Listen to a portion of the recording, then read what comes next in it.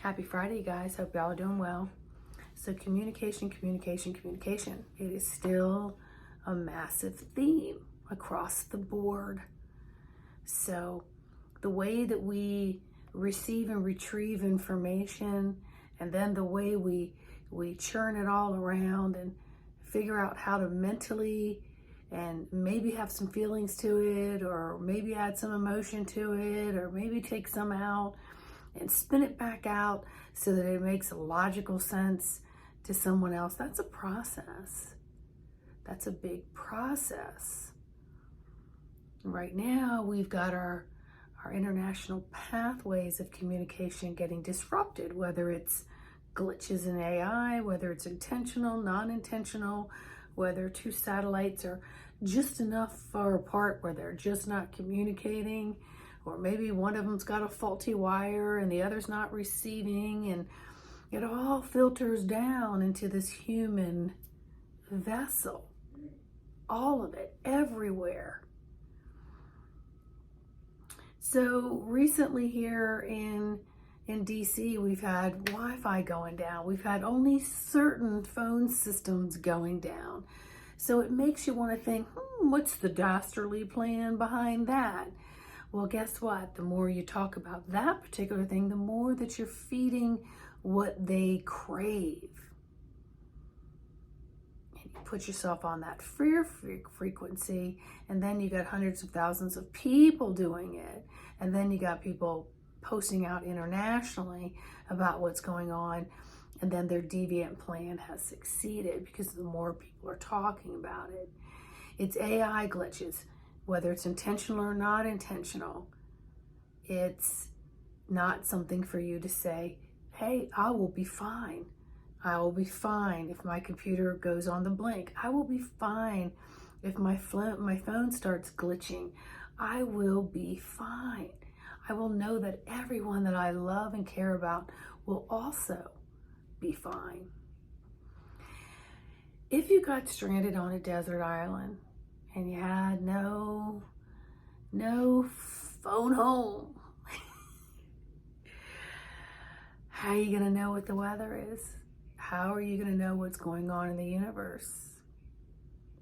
Well, until you learn how to phone home here and really learn to interact with the software system that is highly intelligent that you possess, you just haven't worked on accessing it. Everybody has it. And it starts with primary learning through your receivers of feelings. Yes, feelings, my friends. Something that has been put on the back burner for millenniums. And we're taught only to work with the components that are supposedly up here. But how do you know that the components of love aren't up here? You don't. You're only going off what you're told. And, you got this scientific crew over here saying this, and this scientific crew over here saying this, and this medical advisory team saying this. And then 20 years later, it's the opposite. No, you want to come over here. So it's forever changing. But the bottom line is, how are you going to actually put your feelers out there, your receivers, and be the transmitter and bring that energy in and allow it to work its pathways, process and bring it out? And maybe sometimes it's not with the vocabulary that you think you have. Maybe it's just with an energetic anchoring of your presence is all that is needed to contribute. What a concept, right? I can't tell you guys how many times Spirit's saying, look, you put it out there, and if people don't email you and get an appointment, that's on them. The only thing I can do is continue to work on my own ways of communicating and teaching that to those who do reach out. I have to work on what gets me elevated and how to adjust my tude in order to get some altitude. So it's toed and it's toed. Yeah. So I would just suggest you guys, as things that are just bippity boppity booing out there, that you just simply email and get an appointment and get yourself aligned so that you can weather whatever climate, whatever storms, whatever it is that's coming your way. And that you're actually truly filtering to the highest ability that you can, and you're not holding on to a lot of it or allowing it to trigger things that you are holding on to that you may not even be aware of that you're holding on to.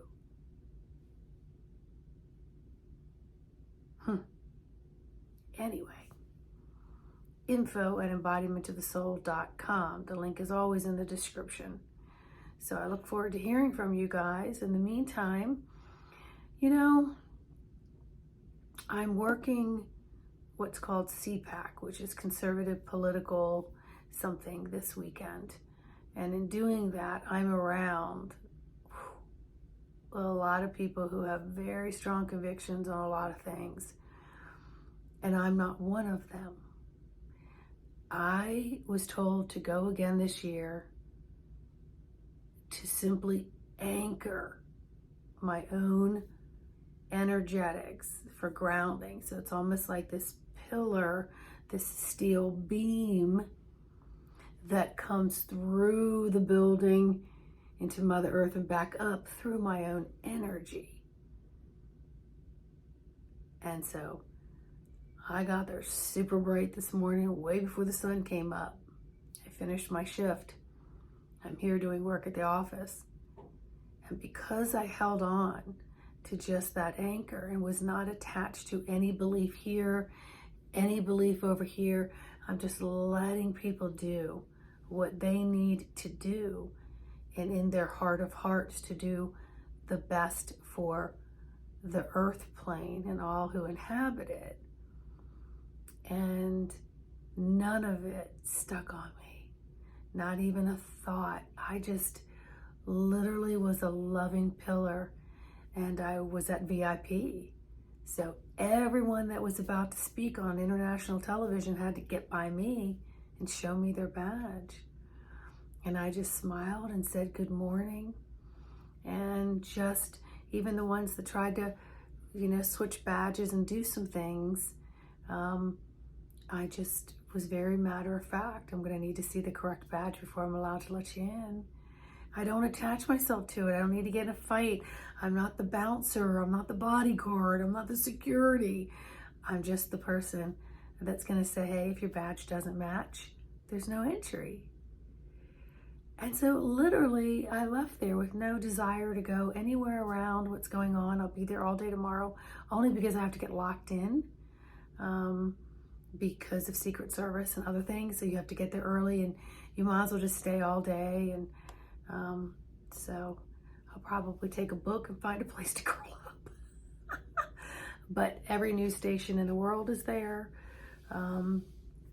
for and against certain things. But again, Spirit said it's time for you to go again this year, because you got to anchor and be the anchor, be the pillar, and then just be there with neutrality. So whatever wind was blowing, I was just, hey, everybody, and feeling this overwhelming just peace, just to be standing there. And while there was so much chaos and people in awe of certain people with brands and names, and not have any rise or reaction or ego in there to jump in there and, hi, I know you. Oh, let me take a picture with you. No, I just, so I wasn't in all that kind of stuff. But anyway, Spirit is just saying right now, anchoring your physical flesh and bones, and imagine the light just all expanding from inside of you, like your whole spine is just lit up with this amazing ultraviolet, beautiful lighting that is so illuminating of each of your cells, starting to give some translucidity and some fluidity to movement within yourself, within your emotional body, within the mental compartments, keeping you right there at your heart center. And then staying in that place of just seeing everyone as another loving brother or sister of the light, whether they're aware of it or not. Yeah. So hold that light. It's real important right now. Hold it. Be the feelers and the receivers of learning how to just really just pull in the energy, fine tune it, and just be with it, and then let it pass through. And then let it clean out what might be clogged up.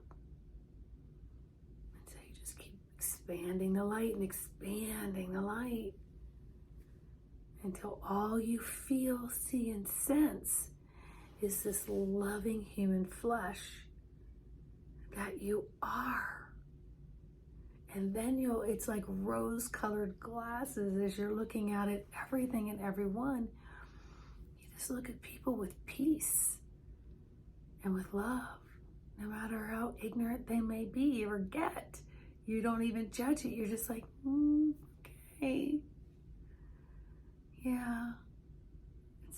It's a really nice euphoric way to be. It truly is. I'd like for you to try it and let me know how you do in the comments. Okay, get yourself a session because the time is now, my friends. Gotta go. Have a great Friday.